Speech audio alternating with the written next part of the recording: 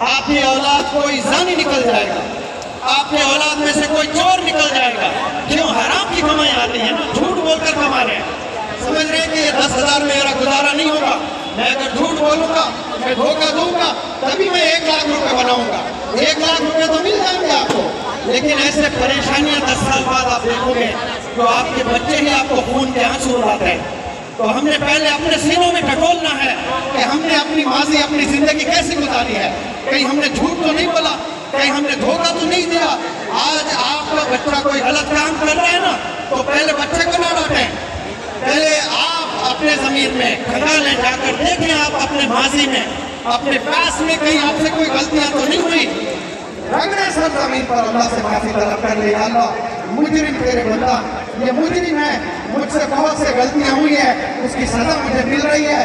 آج میری بچی ایمان سے دور ہو چکی ہے، آج میرا بچہ ڈرگ ایڈکٹڈ ہو چکا ہے. پہلے وہ والدین بچوں کو ڈانٹنے سے پہلے اللہ سے معافی طلب کر لیں، اور جس کو دھوکہ دیے اس کے پاس جا کر معافی طلب کر لیں. پھر دیکھیں انشاءاللہ اللہ کی کیسی رحمت برستی ہے، اللہ کا کرم کیسے برستا ہے. ہمیں معلوم نہیں ہے پرابلم کہاں ہے، اور ہم لوگ سیدھے بچوں کو ڈانٹنے لگتے ہیں، بچوں کو مارنے لگتے ہیں، بچوں کو کاؤنسلر کے پاس لے جانے لگتے ہیں، بچوں کو موٹیویشنل اسپیکر کے پاس لے کر جاتے ہیں. لیکن ہم نے پیرنٹس کو یہ دیکھنا ہے کہیں آپ جھوٹ تو نہیں بول رہے، کہیں آپ دھوکہ تو نہیں دے رہے. تو سب سے پہلے بہترین پیرنٹس چاہیے. اگر آپ لوگ پیرنٹس تک میری آواز جا رہی ہے ہندوستان کے پیرنٹس تک، اگر آپ لوگ چاہتے ہیں کہ آپ کی نسل اچھی ہو تو آپ نے اچھا ہونا ہے. پہلے آپ چاہتے ہیں کہ آپ کی نسل پیرنٹس کا بھی غلط طریقے سے پیسہ نہیں بنانا ہے، تو پھر انشاءاللہ ایک مولانا ابوالکلام آزاد کی لائن لگ جائے گی، پھر انشاءاللہ سر سید کی لائن لگے گی انشاءاللہ، پھر ڈاکٹر APJ کلام کی فوج نکلے گی انشاءاللہ، پھر لیڈرز پیدا ہوں گے ہماری کمیونٹی میں انشاءاللہ. یہ 2 چیزیں فالو کر لیں انشاءاللہ. آپ صلی اللہ علیہ وسلم کے یہ ایسے ویپنز ہیں، کبھی جھوٹ نہ بولیں، کبھی دھوکہ نہ دیں.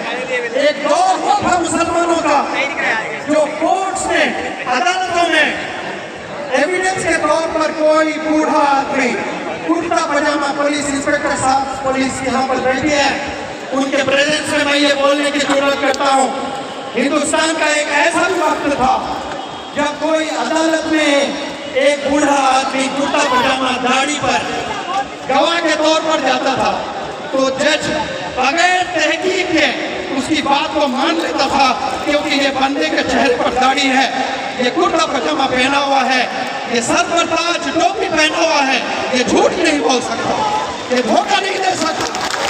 وہ دور بھی ہم لوگ کا تھا، لیکن آج وہ دور چلا گیا. تو آپ صلی اللہ علیہ وسلم کی ٹیچنگز نہیں ہیں، تو آج نیت کر لیں گوونڈی کے پیارے بندوں، انشاءاللہ 13 اکتوبر یہ رات آپ نے ڈیسائیڈ کرنا ہے انشاءاللہ ہم کبھی جھوٹ نہیں بولیں گے، ہم کبھی دھوکہ نہیں دیں گے. کچھ بھی ہو جائے انشاءاللہ ہم جھوٹ نہیں بولیں گے اور دھوکہ نہیں دیں گے. اگر ہماری قوم ایسی ہو گئی، آپ دیکھنا پولیس ڈپارٹمنٹ آپ کو سلوٹ کرے گا. یہ کیا کمیونٹی ہے؟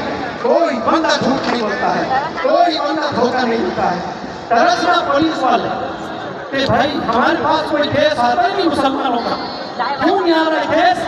کیونکہ ہم جھوٹ نہیں بولتے، ہم دھوکہ نہیں دیتے ہیں. جتنے غلط کام کر کر لوگ پولیس میں جا رہے ہیں، یہ 2 چیزوں کا انوالومنٹ ہوتا ہے اس میں، وہ جھوٹ بھی بولتے ہیں اور وہ دھوکہ بھی دیتے ہیں. کیا میں توقع رکھ سکتا ہوں آپ سے؟ یہ تو آپ صلی اللہ علیہ وسلم کا فرمان تھا. میں ایک ریمائنڈر کی طرح آپ لوگ کے دلوں میں یہ بات ڈالنا چاہتا ہوں آج. کیا آپ لوگ جرأت کر سکتے ہیں؟ یہ نیت کرتے ہیں انشاءاللہ کہ کبھی ہم لوگ جھوٹ نہیں بولیں گے انشاءاللہ، کبھی ہم لوگ دھوکہ نہیں دیں گے انشاءاللہ. اسی سے کامیابی ہے.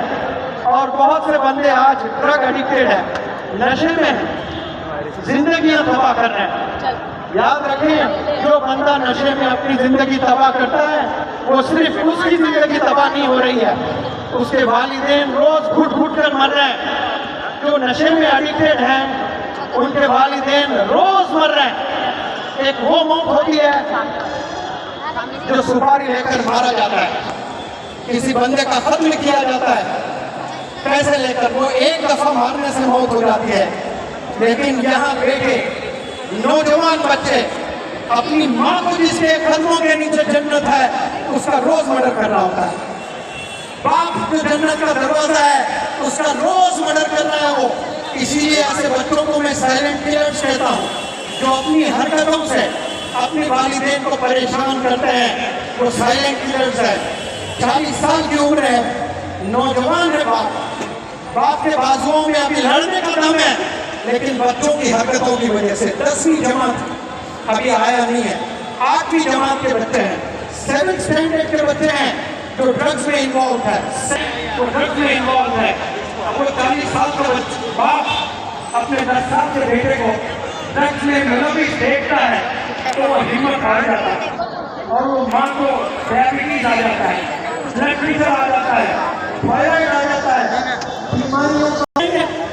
آواز لگا کر بولیں, آپ سے والدین کو ہمت ملنی چاہیے یا پھر والدین آپ سے پریشان ہونا چاہیے؟ آپ لوگ والدین کی طاقت بنیں. 350 کروڑ حبیب نے ماں کے کہنے پر حلال پیسے, ایسا بہترین مارشل آرٹس کی دنیا کا بادشاہ تو کبھی ہار نہیں دیکھا, اس نے حلال پیسے ٹھکرا دیے ہیں. ہارنے پر بھی ملنے والے تھے, پارٹیسپیٹ کرنے پر ملنے والی تھے, لیکن اس نے پارٹیسپیٹ نہیں کیا. یہاں ماں باپ التجا کرتے ہیں روز کہ نشہ چھوڑ دیں, نشہ چھوڑ دیں, نشہ چھوڑ دیں, لیکن کوئی نوجوان سن نہیں رہا ہے. نشے میں ملوث ہے اور کمزور بچے پیدا ہوں گے, بے بس بچے پیدا ہوں گے, بیوی کی زندگی خراب کر دو گے.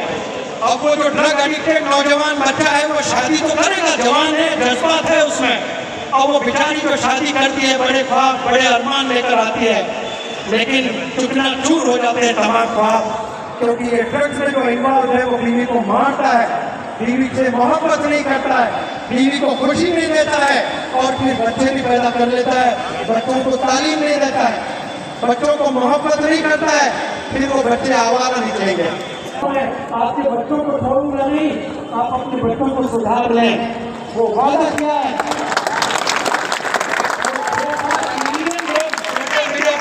میرے چینل پر ایک دفعہ میرا فون آتا ہے, احمد بھائی کے پاس میں گیا سورت میں کچھ کام سے, وہ انسپیکٹر صاحب کو پتا چلا کہ میں سورت آیا ہوں اس پروگرام میں 6 مہینے بعد. وہ مجھے پولیس اسٹیشن بلاتے ہیں, اور پولیس اسٹیشن میں کہتے ہیں گجرات کی پولیس ہے.